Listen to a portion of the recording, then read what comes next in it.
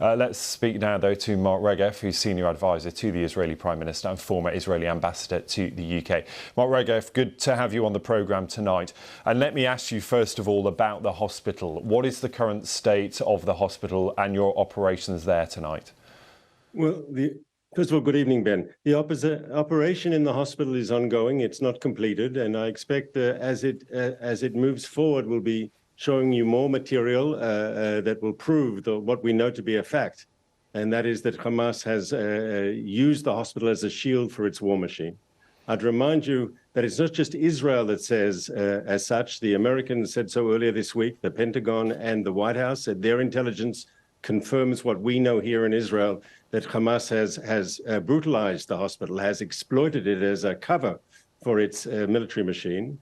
And more importantly, everyone who lives in that part of Gaza City knows it well. It's one of the worst kept secrets that they have. Everyone there knows that there is a Hamas military structure underneath the hospital.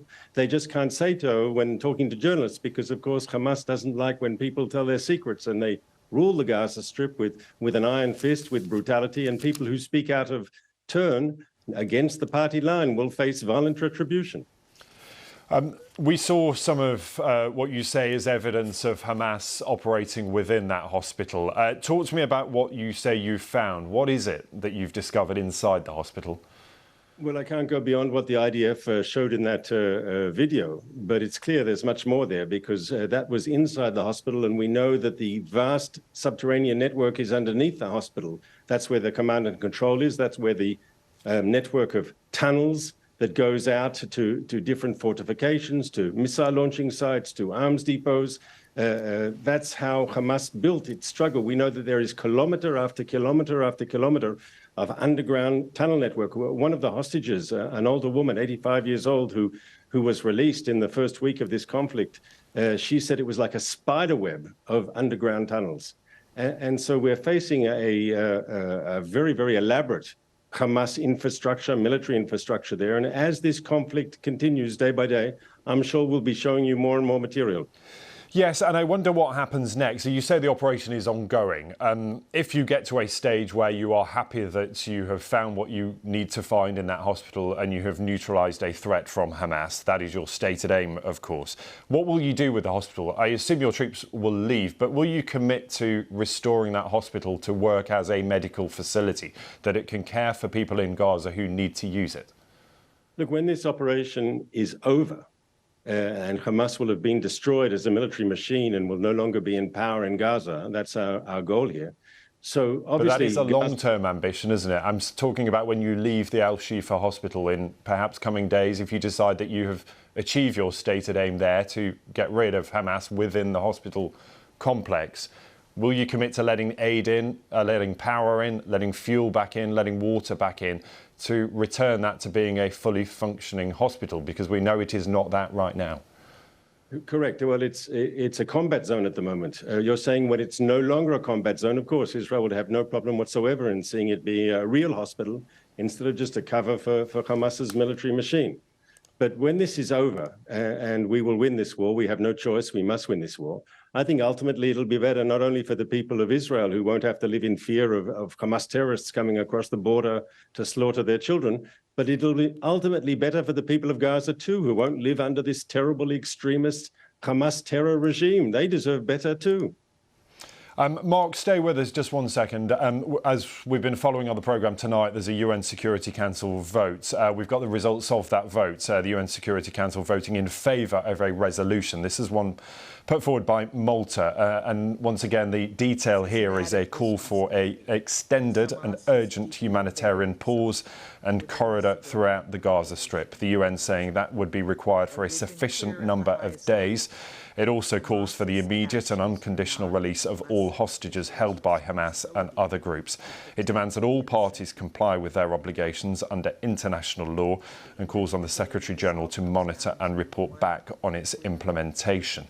So there, the top line, the UN Security Council finally, after 5 failed attempts, to vote in favour of a resolution calling for urgent and extended humanitarian pauses. Mark Regev is still with us. Mark, your response to that? Well, first of all, I'm glad the UN Security Council has called for the immediate and unconditional release of all the hostages. That has to be the basis of any moving forward. I accept that. We've already adopted a policy of humanitarian pauses, and we've done so in the past. We'll do so in the future to facilitate the aid coming into the civilian population of Gaza, to facilitate movement of people. We've had humanitarian corridors in the past. We can do it again. We have no problem with that whatsoever. In fact, we see that as augmenting our campaign against Hamas, because in parallel to the military effort to destroy Hamas, we want to do everything we can to assist the civilian population. Yes, but I want to point out... And I just want to ask you about that, those efforts. And we know today that more fuel was able to get into the territory, 23,000 litres of fuel allowed in, but it is only being allowed in to refuel UN lorries. The UN says it's a fraction of what is needed. It is not enough and cannot be used to power generators at hospitals or to power water and sanitation facilities. The UN says it is appalling that fuel continues to be used as a weapon of war. They say our entire operation is now on the verge of collapse. Will you commit, especially in light of this UN Security Council resolution, to allow fuel in for power and to allow that hospital and medical facilities to get up and running once again? So the decision today by government was to allow fuel for the trucks that are bringing in water, food and medicine to the people of Gaza. Other decisions on fuel is still under discussion, because for us it's a problem, because you say correctly that the hospitals need the fuel for generators, and we understand that, of course. And if we knew it was going to the generators, we wouldn't have a problem. But unfortunately, Hamas has had a track record of stealing that fuel and using it for its military machine. And Hamas is the only one in Gaza, much of Gaza, with guns, and no one can stop them. And in the past, there was a documented case 3 weeks ago where Hamas took fuel from the United Nations, and they take it for their tunnels, for their rocket launchers and so forth. If fuel is going to go to Gaza, we have to have guarantees and understandings that it's actually going to go to where they say it's going to go. Now, we're in discussions with different partners, the Americans, the United Nations, others, to see if it's possible to find safeguards. And if you can convince us that the fuel is not going to end up in Hamas's hands and rockets will be fired at Israel and they'll have lights in their tunnels and so forth, we're happy to hear your proposal. Mark, as always, good to talk to you. Thank you for being with us on the programme tonight. That's Mark Regev there, joining us from Tel Aviv.